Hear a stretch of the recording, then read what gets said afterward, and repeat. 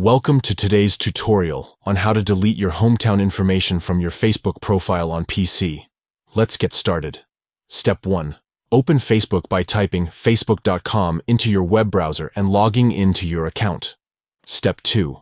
Locate your profile photo at the top right corner of the screen and click on it.